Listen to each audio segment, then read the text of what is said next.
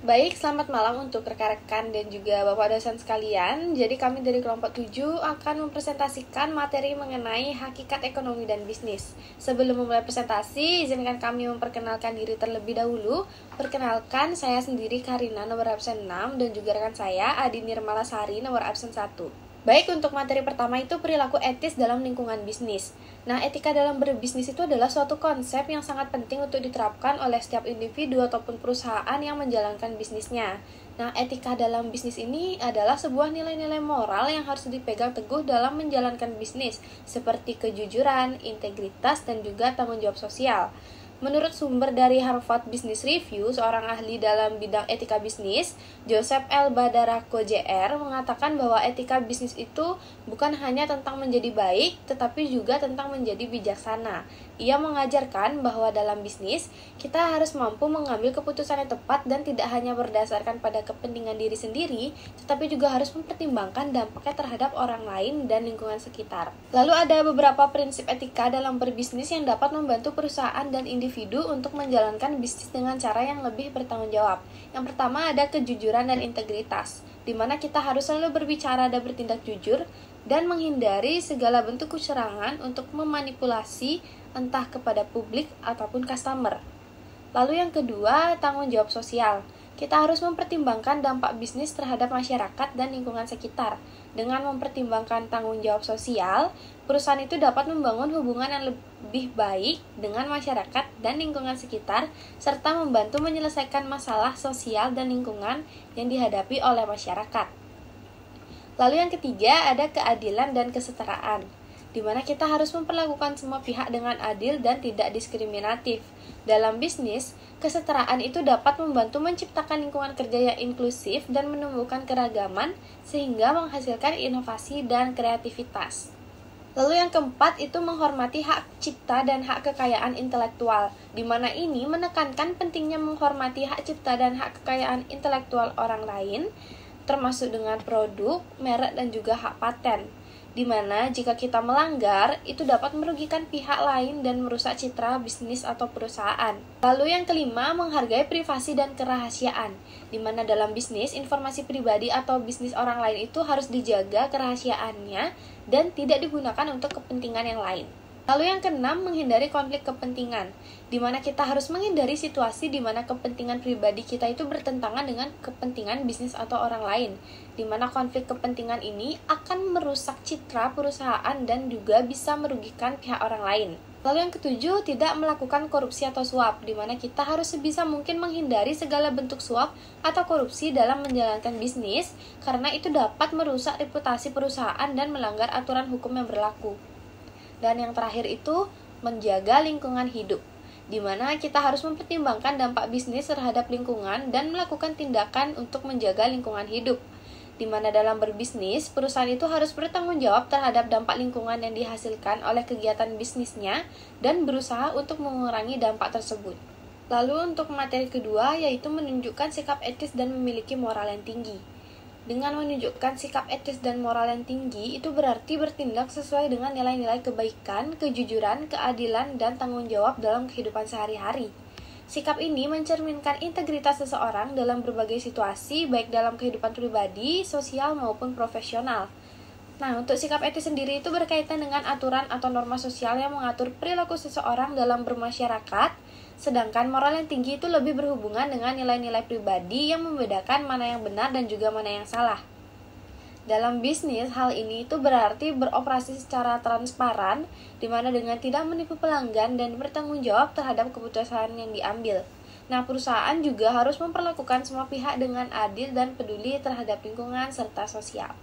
Baik, di sini saya akan melanjutkan materi selanjutnya mengenai menerapkan perilaku etis nilai-nilai moral dalam lingkungan masyarakat. Dalam kehidupan bermasyarakat, perilaku etis dan nilai-nilai moral berperan penting dalam menciptakan keteraturan sosial, membangun kepercayaan, serta meningkatkan kualitas hubungan antar individu. Etika merujuk pada prinsip-prinsip yang mengatur perilaku manusia dalam kehidupan sosial, sedangkan nilai moral adalah pedoman individu dalam menentukan tindakan yang benar atau salah.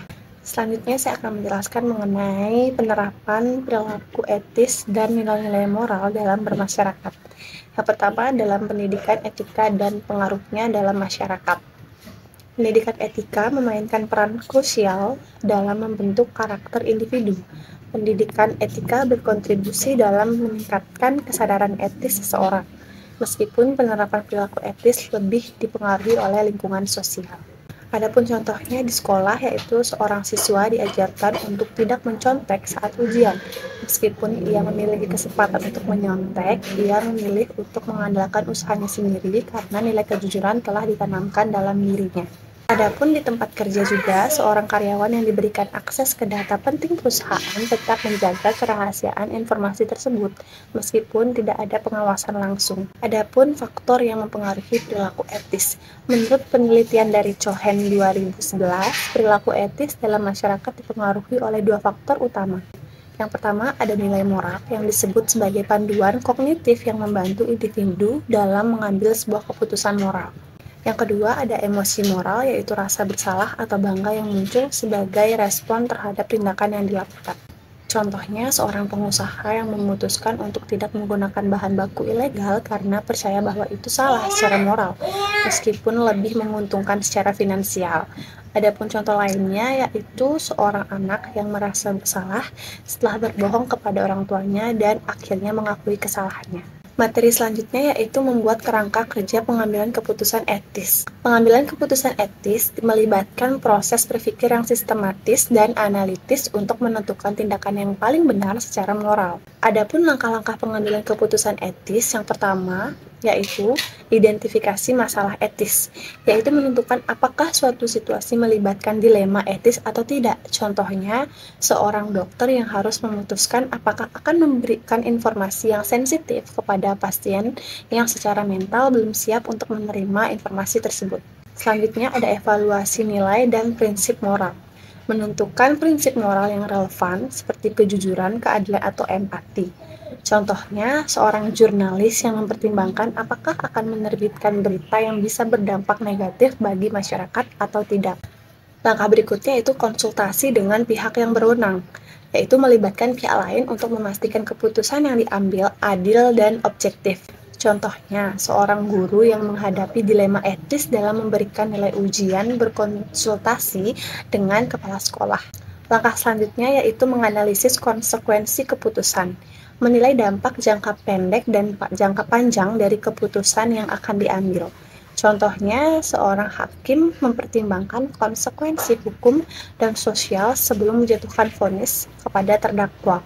Langkah selanjutnya yaitu membuat keputusan yang berbasis etika, memilih tindakan yang sesuai dengan prinsip moral yang diyakini benar. Contohnya, seorang CEO yang memutuskan untuk tidak melakukan pemutusan hubungan kerja massal meskipun tekanan ekonomi sedang meningkat. Langkah terakhir yaitu implementasikan dan evaluasi. Melaksanakan keputusan dan mengevaluasi apakah keputusan tersebut telah memberikan hasil yang diharapkan. Contohnya, setelah memutuskan untuk menutup pabrik yang mencemari lingkungan, perusahaan mengevaluasi dampaknya terhadap masyarakat sekitar.